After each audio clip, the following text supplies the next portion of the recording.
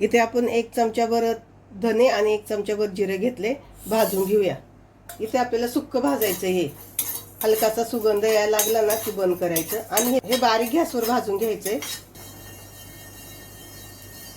आपलं हे तयार झाले, आपण एका प्लेटमध्ये काढून घेऊ। त्यात थोडंसं तेल ओतूया। इथे मी सुक्क खोबरं घेतलंय, बारीक तुकडे केलेत आणि आपण ते आता गुलाबी रंग येईपर्यंत परतून घेऊ। आपल्याला खोबरं काळं नाही करायचं, हलकासा गुलाबी कलर आला की काढून घ्यायचंय। तुम्ही जर जास्त काळं केलं तर मग ते कडवट लागतं। हे सगळं आता मी मीडियम गॅसवर भाजून घेते। इथे बघा छान कलर आलाय, आता आपण काढून घेऊया। एक कांदा चिरून घेतलाय बारीक, तो पण आपण परतून घेऊया। आणि कांदा परतताना गॅस मोठा करायचा, कारण कांदा परतायला जरा वेळ लागतो।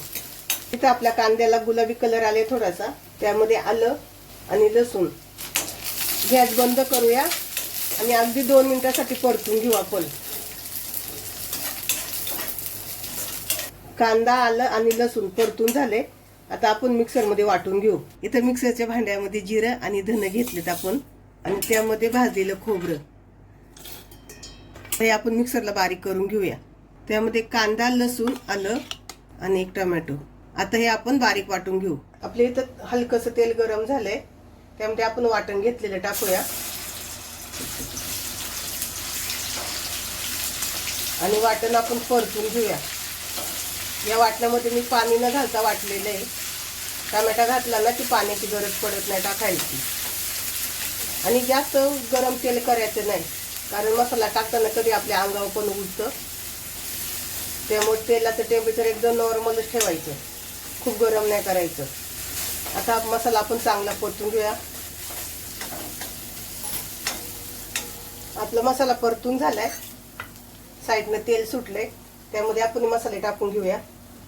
हिंग, 1 चमचा काश्मीरी लाल मिरची आणि इथे मी केलेला मसाला आहे घरी, 1.5 चमचा, छोटा आहे म्हणून 1.5 चमचा घेतलाय। तुमच्याकडे मोठा चमचा असेल तर 1च घ्या।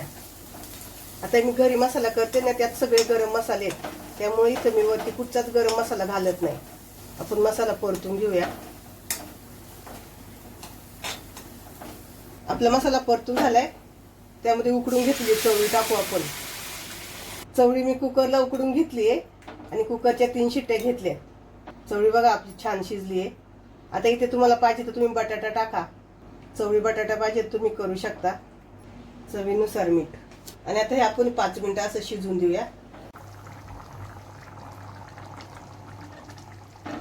आपण लग्नाच्या पंक्तीला खातो ना चवळीची आमटी, त्याप्रमाणे झालेली आहे। इथं आपली शिजली आमटी, आता आपण बंद करूया।